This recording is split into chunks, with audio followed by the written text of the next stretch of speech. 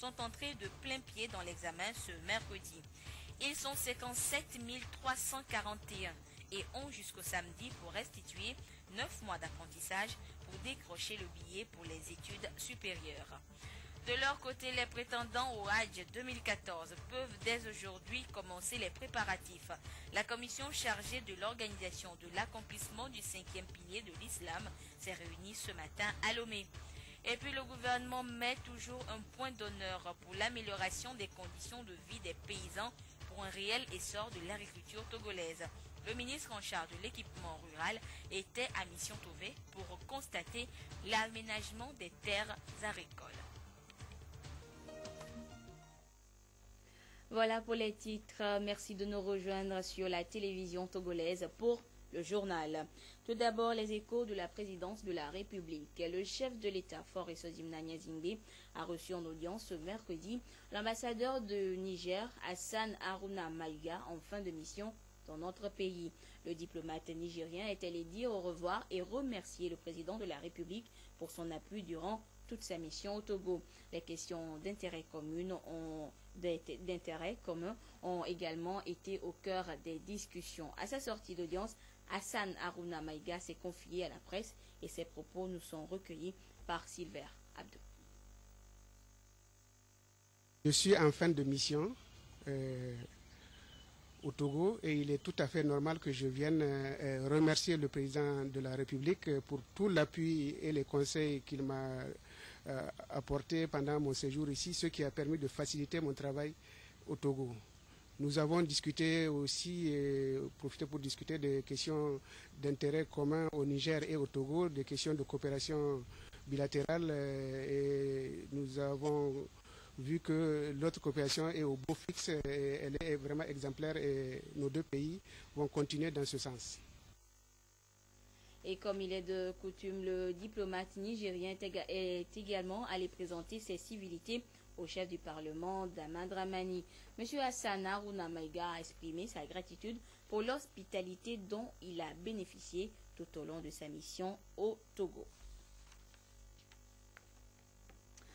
On en vient à l'actualité du jour. Les candidats au baccalauréat deuxième partie planchent depuis ce matin sur les épreuves des matières obligatoires inscrites au programme de l'année scolaire 2013-2014. 57 341 candidats, parmi lesquels 18 163 filles, vont donc restituer l'essentiel des acquis des 9 mois de cours. La composition française est la première épreuve de cet examen qui va durer 5 jours. Et une délégation ministérielle avec à sa tête les ministres de l'enseignement supérieur et de la formation technique s'est rendue dans certains centres décrits dans la région maritime, notamment à Tchévier et à Lomé, pour constater le bon déroulement de l'examen. Ils sont donc nombreux les candidats à cet examen, parmi eux les élèves en situation de handicap. Une attention particulière leur est apportée durant la période de cet examen, comme le montre le reportage que vous allez suivre. Et quelles dispositions pour pallier les difficultés d'inscription et d'orientation des futurs bacheliers? C'est la seconde thématique de ce document que nous propose Pierre Soussoupa. Une salle d'examen à un seul candidat. Il compose presque dans les mêmes conditions que les autres candidats à cet examen du baccalauréat, deuxième partie. Cet élève handicapé visuel reste concentré sur sa copie de composition française. Lorsque les épreuves arrivent, les superviseurs montrent les épreuves aux élèves voyants. Et puis après l'ouverture, on nous donne l'épreuve, voilà l'épreuve. Et puis avec cette machine-là, nous transcrivons l'épreuve rapidement pour que l'élève puisse commencer à temps. Et nous entendons, il finit son devoir. Mais s'il ne finit pas dans le temps, on lui accorde encore le tiers du temps imparti au devoir. Et puis c'est comme ça que nous l'assistons dans toutes les disciplines. À la correction, on convoque l'un d'entre nous pour le décodage. Parce que nous ne corrigeons pas en tant que tel, mais nous transcrivons la copie de l'élève en noir pour que les professeurs titulaires puissent corriger. Dans la salle attenante, un autre candidat, lui, privé de ses sens de locomotion. Il bénéficie de toutes les assistances possibles. Visiblement, confiant de sa réussite à cet examen, à l'instar de plus de 57 000 autres candidats enregistrés pour cette année. Certains parmi eux ont déjà tout planifié.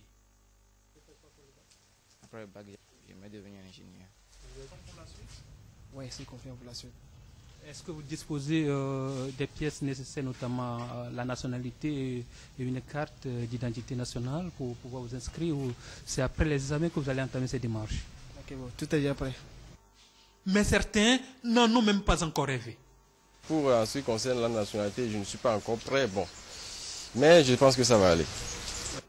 Le ministre de l'Enseignement supérieur et son collègue de la formation technique, en visite dans certains centres d'écrit, rappellent les dispositions prises pour justement favoriser les formalités de l'après-bac. Nous avons prévu une sensibilisation dans les lycées de tout le pays pour les préparer à l'accueil dans les universités. Donc toutes les conditions, puisque vous savez que désormais les inscriptions dans les universités publiques du Togo se feront en ligne essentiellement. Et donc de ce point de vue, il est prévu des séances de sensibilisation avec le ministère des enseignements primaires et secondaires dans les lycées, et de façon à ce que les jeunes soient préparés à ce qui les attend à l'université. À ce tournant important de leur parcours scolaire, sur les 57 341 candidats, 7 247 relevant de l'enseignement technique seront fixés sur leur avenir d'ici 5 jours. Mais quelle orientation après le diplôme? D'une façon générale, il a été identifié que nous n'avons pas suffisamment de filières professionnelles. Le gouvernement a fait ce diagnostic et s'est investi à faire en sorte que dans les années qui viennent, à partir de maintenant, nous avons déjà commencé, il y ait plus de filières professionnelles. Et déjà à partir de l'enseignement technique et à l'université. Et il faut un renforcement de capacité parce que il faut après le BEPC 3 ans, de façon à ce que pour certaines filières, ces jeunes soient déjà opérationnels sur le marché de l'emploi. Et puis évidemment, des niveaux intermédiaires, Bac plus 2, Bac plus 3, qui devraient également rendre ces jeunes opérationnels. Dans 10 jours va débuter la correction des copies des candidats. Ceux-ci ne seront pas au parfum des résultats avant le lundi 14 juillet 2014. Et parlant de l'orientation professionnelle, les futurs agents de promotion sociale de l'École nationale de formation sociale promotion 2011-2014 ont eux aussi démarré ce matin à Lomé leur examen. Ils sont au total 40 à composer dans 8 matières. Et le ministre de l'Action sociale, Dédé Arrufa-Ekoué, est allé constater le démarrage effectif de cet examen. Éric Dianipo, Robert Potogbe et Rachel Aoukou. Cette visite de la délégation interministérielle conduite par la ministre Dédé Arrufa-Ekoué à l'École nationale de formation sociale annonce le démarrage de l'examen de sortie des agents de la promotion sociale 2011-2014. 40 candidats, dont 18 filles et 22 garçons, partent à la conquête de ce diplôme qui leur permettra de s'insérer dans la vie active. À ce premier jour, ils sont évalués sur les sujets socio-médicaux parmi les 8 que compte cette session de juin 2014. Pour ces 10 dernières promotions, l'école a formé 176 filles et 172 garçons. Ils vont travailler dans les structures sociales qui sont sur le terrain, dans les centres sociaux. Ils vont travailler aussi dans les ONG, dans les formations sanitaires et voire dans les institutions internationales. Qu'est-ce qu'ils vont faire précisément? C'est de l'animation. C'est animer les groupes, animer les communautés, amener ces communautés à prendre conscience de leurs problèmes et à trouver une solution à ces problèmes. La délégation a, au cours de son passage, exhorté les candidats à beaucoup de concentration face aux épreuves soumises. La première raison, c'est pour encourager les élèves qui ont fait le parcours des 3 ans et sont maintenant à l'étape finale. Nous sommes venus pour leur souhaiter bonne chance, leur dire de s'appliquer et de travailler, de faire cet examen dans le respect des règles. Donc ça c'est le premier message. Le deuxième message était pour nous assurer que les conditions étaient optimales pour l'organisation de cet examen et saisir aussi cette opportunité en même temps pour remercier les équipes multiministérielles, interministérielles qui encadrent l'examen. La phase des épreuves orales s'ouvrira les 14, 15 et 16 du mois de juillet. Depuis 1966, l'École nationale de formation sociale met sur le marché du travail des agents de promotion sociale et des cadres supérieurs de développement social. Les acteurs du développement examinent de leur côté depuis hier à Lomé le premier rapport bilan annuel de la SCAP, la stratégie de croissance accélérée et de promotion de l'emploi, examen pour validation. Ils s'accorderont sur les différentes réalisations de la SCAP durant l'année 2013 et proposeront par la même occasion des recommandations pour sa meilleure mise en œuvre à l'horizon 2017. Des précisions avec Prudence Zinsou. Le Togo a amorcé son décollage économique depuis quelques années avec la mise en place des projets et programmes, notamment la SCAP, la stratégie de croissance accélérée et de promotion de l'emploi. Après une année de sa mise en œuvre, il est impérieux d'évaluer les performances enregistrées et d'envisager de nouvelles pistes pour une efficacité dans la mission. Il faut donc 48 heures pour ces acteurs de développement afin d'analyser et de donner leur quitus au premier rapport bilan de la SCAP pour l'année 2013. Il était question de voir si, avec les efforts qui ont été accomplis, est-ce que nous avons atteint ces cibles? Et si nous n'avons pas atteint ces cibles, qu'est-ce qui a été le problème, le boulot d'étranglement ou la contrainte? Et ensuite voir si nous avons pu réaliser certains progrès, ça a de quelle réalisation, action concrète. Donc, faire aussi le point sur les différentes réalisations, principales réalisations dans chaque domaine. Même s'il y a des contraintes à relever, toutefois, l'évaluation de la SCAP en 2013 montre des avancées significatives dans la plupart des secteurs de développement au Togo. Je note essentiellement que les acteurs restent mobilisés. Et ça, c'est un point positif à relever. Nous essayons d'aligner les actions de développement sur les orientations de la SCAP. Même si cet alignement reste insuffisant. Donc, au-delà de ça, l'une des contraintes qui ont été développées, c'est la capacité d'absorption ou d'exécution des mesures, qui est relativement faible encore. La validation de ce rapport bilan ouvrira la voie à la tenue de la revue annuelle conjointe de la SCAP par le Conseil national de pilotage des politiques de développement, conseil qui regroupe le gouvernement et ses partenaires. Autre actualité évoquée dans les titres, le ministre de l'équipement rural, Bissou Nabagou, était hier dans les plaines de Zior pour constater l'état d'avancement du projet d'aménagement et de réhabilitation des terres agricoles dans la zone de mission Tové.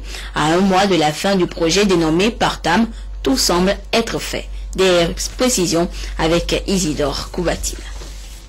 Le projet d'aménagement et de réhabilitation des terres agricoles dans la zone de mission Tové sera dans un mois en fin d'exécution.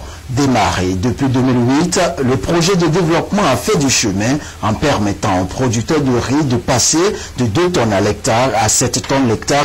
Aujourd'hui, le comité en charge de piloter le projet pense déjà à l'avenir.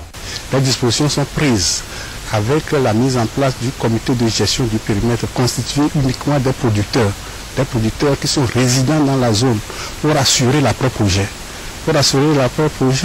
Mais même là, on ne va pas les laisser. Il y aura une petite structure d'appui. En tout cas, ils seront connectés à un ministère de tutelle pour pérenniser les acquis. La visite de terrain de Bissou Nabagou, ministre de l'équipement rural, lui a permis de constater les progrès enregistrés par le projet avec l'extension des périmètres cultivables de riz, des hectares réhabilités et aussi le projet de construction des bassins piscicoles. Au jour d'aujourd'hui, les aménagements et réhabilitations sont terminés. Il reste les travaux confortatifs. Vous avez constaté d'ici et là qu'il y a des pistes qui ne sont pas encore terminées, qui sont en cours. il y a au niveau des bassins piscicoles, il est prévu 80 bassins piscicoles. Et au jour d'aujourd'hui, disons un quart de bassin est déjà réalisé. Donc il y a encore des travaux qui sont là. Disons que grosso modo, à un mois de fin du premier contrat des travaux, on peut dire que nous sommes à 90% en termes de réalisation. Avec ce projet de développement intégré à Mission Tové puis à Covier, plus de 360 hectares cultivables sont aménagés. L'eau potable n'est plus un souci. L'extension du réseau électrique est devenue une réalité, améliorant ainsi les conditions de vie des producteurs et de la population qui ont désormais leur regard tourné vers des horizons meilleurs. La commission du Hajj édition 2014 vient de tenir une réunion de mise au point ce matin au cabinet du ministère de la décentralisation. Les musulmans qui souhaitent voyager pour accomplir le 5e pilier de l'islam peuvent commencer leurs préparatifs. Edem Susuko. Le temps des formalités pour l'enregistrement des pèlerins qui souhaitent accomplir le 5e pilier de l'islam, le Hajj 2014, vient d'être donné. La Commission nationale du Hajj donne les conclusions de la rencontre d'évaluation qu'elle vient de tenir au cabinet du ministère de l'administration territoriale, de la décentralisation des collectivités locales. Nombre de pèlerins retenus pour le Togo cette année, 1625, y compris le personnel d'encadrement et la délégation officielle. Le coût du Hajj est fixé à 1 850 000 francs CFA. Et la date limite des enregistrements est fixée au 15 août. La Commission nationale du Hajj voudrait profiter de cette occasion et notamment de vos antennes pour encourager et exhorter les potentiels concitoyens qui désirent effectuer le pèlerinage à faire preuve d'un sens beaucoup plus aigu de responsabilité. Vous savez qu'il y a un certain nombre de difficultés en matière de santé dans la sous-région et donc nous attirons l'attention des agences de voyage qui collaborent avec la Commission nationale du Hajj d'agir de manière concertée et en coopération. Nous allons y veiller avec le ministère de la Santé et les services de santé des forces armées togolaises pour nous assurer que ceux qui partent sont dans de bonnes conditions et qu'il n'y a pas des gens indûment inscrits sur la liste des départs. Pour régler les soucis de santé, la commission santé du Hajj se veut rassurante. Les agences de voyage du Togo pour le Hajj sont tout aussi sereines et les pèlerins sont invités à respecter toutes les obligations liées au voyage pour que tout se passe bien. Les frontières sont peureuses, les voyageurs sont là, nous devons tout faire pour détecter. La meilleure détection, c'est au niveau de l'enregistrement. Quand quelqu'un vient au niveau des agences, il faudrait d'abord savoir s'il est togolais ou n'est pas togolais. Et au niveau du ministère de la Santé, en accord avec la commission, certaines décisions seront prises. Qu'on sache que ce pèlerin vient de tel endroit. Avant de l'inscrire, on s'est dit cela. Donc, il y a deux choses qui se posent. Il y a la sécurité. Dans la sous-région, ce qui se passe, tout le monde le sait. Nous allons essayer de filtrer les choses. Le Hajj 2014 à la Mecque cette année, c'est du 12 au 15 septembre 2014. L'Union musulmane appelle toute la communauté musulmane à se mobiliser pour que l'édition connaisse un succès. À noter également dans l'actualité, la République d'Indonésie a un tout nouveau consulat au Togo. L'inauguration de ce bâtiment a eu lieu hier matin en présence d'une forte délégation diplomatique et consulaire. Le maître des lieux, désormais, est le consul honoraire de la République d'Indonésie près le Togo, Armand Kossi Iroko, une marque des bonnes relations qui existent entre le Togo et l'Indonésie. Ramdan Bassina. Inauguré L'ouverture du consulat d'Indonésie au Togo vient couronner les relations bilatérales déjà existantes entre les deux États. C'est aussi la concrétisation de la politique de développement économique au travers de la diplomatie. Le consul honoraire de la République d'Indonésie au Togo, Armand Kossi Hiroko, aura donc pour tâche de protéger les intérêts de l'Indonésie et de ses citoyens. Il y a 10 années déjà que le Togo et l'Indonésie ont commencé par échanger les ambassadeurs. Bon, donc toutes ces relations s'étendent. Et le fruit de ces 10 ans de relations, vous avez vu ce que ça a apporté aujourd'hui. C'est nous qui sommes ici. Donc partant, nous ne dirons pas que cette relation n'avance pas ou bien n'évolue pas. Elle évolue et nous restons convaincus que ça ira toujours beaucoup plus de l'avant. Notre mission est vraiment celle d'accompagner les opérateurs économiques des deux pays à un brassage pour une relation gagnant-gagnant. L'Indonésie est le plus grand archipel au monde avec plus de 13 000 îles. Elle a une population estimée à plus de 238 millions d'habitants.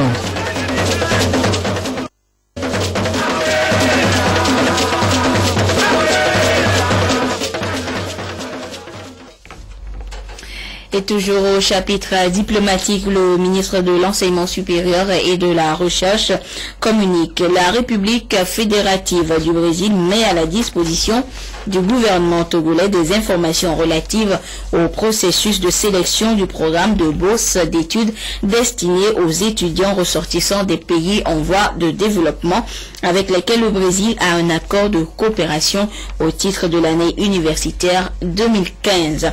Les conditions requises pour l'inscription à ce programme sont à consulter dans le quotidien national Togo Presse. La suite de ce journal, le Comité international de la Croix-Rouge organise depuis ce matin une formation des formateurs à l'endroit des forces de l'ordre et de sécurité du Togo. Le but est de renforcer leurs compétences en matière du droit international humanitaire, du maintien de l'ordre, des enquêtes criminelles, des arrestations et détentions selon les principes internationaux. Apollinaire Kadanga, Charlotte Moussime. Conscients de ce que les crises, lorsqu'elles s'éclatent, ne font pas de différence entre civils et militaires, et face à la récurrence des crises sociopolitiques en Afrique et ailleurs dans le monde, les responsables du Comité international de la Croix-Rouge ont décidé d'inculquer les notions de droits de l'homme à nos forces de l'ordre et de sécurité. Les objectifs, c'est de renforcer les capacités internes de la police et de la gendarmerie en outillant les instructeurs de ces deux corps afin que les règles du droit applicables en matière de maintien de l'ordre soient connues de l'ensemble des éléments des forces de sécurité. Pour être professionnel, il faut absolument avoir le bon comportement. Il s'agit souvent de dilemmes. Un policier doit prendre un certain nombre de décisions à son niveau, dans des situations pas toujours faciles, dans des situations de stress, dans des situations compliquées. Et il faut que la police soit consciente de ses responsabilités en tant que représentant corps habillé d'un État et de se comporter en conformité avec le droit qui régit cette profession. Le droit international humanitaire sur lequel le CICR s'appuie en grande partie pour mener ses opérations a eu comme objectif de rappeler régulièrement ces principes aux autres acteurs afin de mieux assurer le respect de la vie et la dignité des personnes. On va parler du recours à la force, on va parler de situations de maintien de l'ordre, on va parler de situations de privation de liberté, d'arrestation, de détention.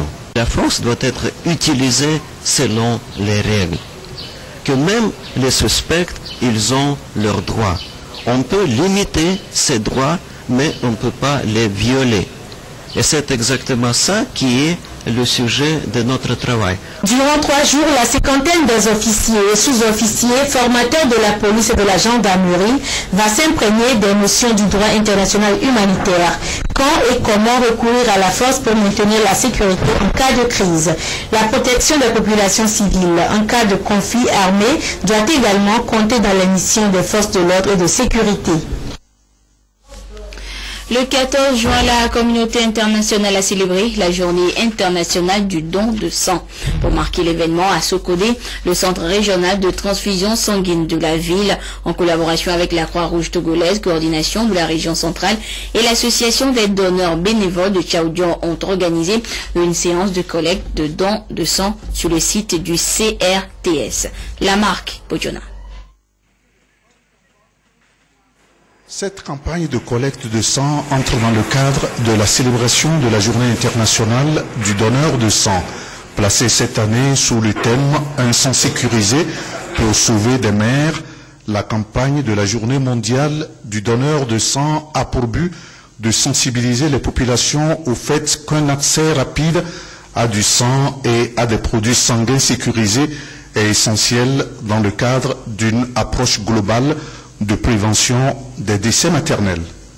Le don de sang, à mon avis, c'est un acte bénévole, volontaire, gratuit, et on ne demande rien en contrepartie en donnant de son sang.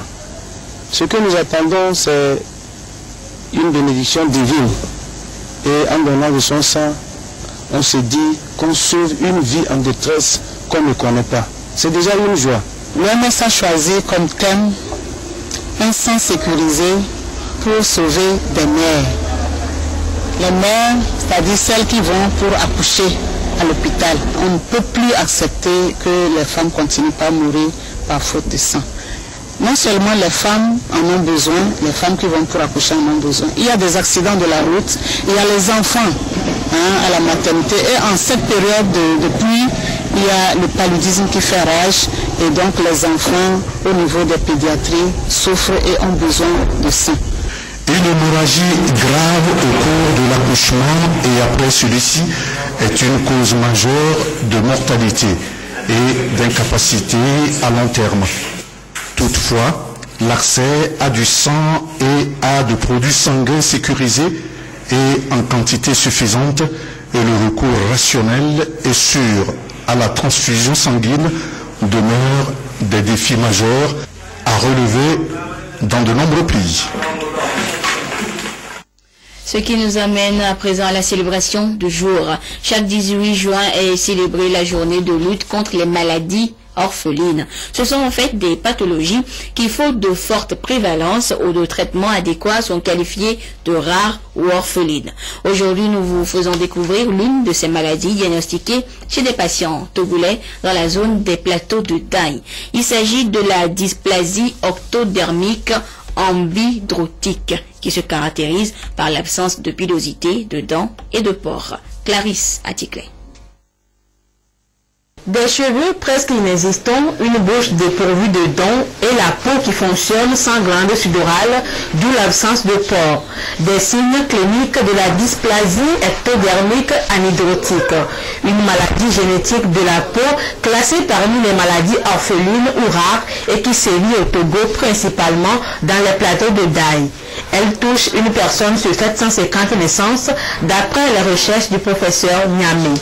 Normalement, c'est une maladie dans les pays occidentaux, c'est chez les hommes.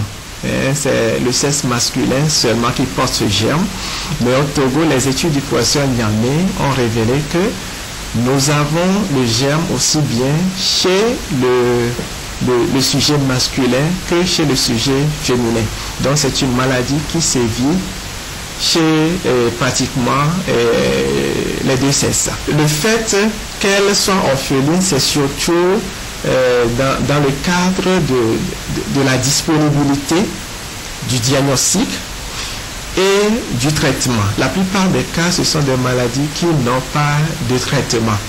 Et même des fois, les moyens de diagnostic ne sont pas vraiment disponibles. Les enfants ou les géniteurs d'enfants porteurs de cette pathologie font souvent l'objet de discrimination due à ce mal mystérieux peu connu de la population. Le professeur a déjà fait une partie de cette étude et on a pu identifier un certain nombre de gènes dans 12 villages. Et il faudrait qu'on arrive à étendre ces études dans tous les autres villages des plateaux de Daï. Et une fois qu'on arrive à identifier les gènes, on connaît maintenant les familles qui portent ce gène.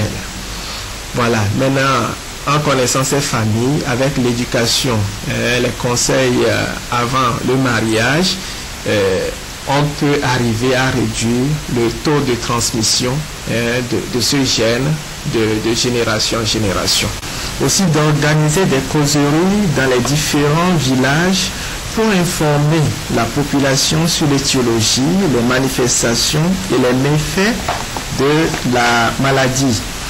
Ensuite, d'inciter sur le mode de transmission et faire comprendre à la population la nécessité d'éviter les mariages consanguins. Comme la dysplasie ectodermique anhydrotique, il existerait plus de 8000 maladies rares dites orphelines dans le monde parce que délaissées par la recherche médicale et dont le seuil de prévalence est de 1 personne sur 2000. C'est le cas par exemple de l'hémophilie, des trisomies. Pas de traitement curatif efficace contre ces pathologies et d'autres qui sont congénitales. Elles bénéficient seulement de traitements pour diminuer les symptômes. Et ainsi se referme ce journal. Merci à vous qui l'avez suivi où que vous soyez grâce à la télévision togolaise. Au revoir.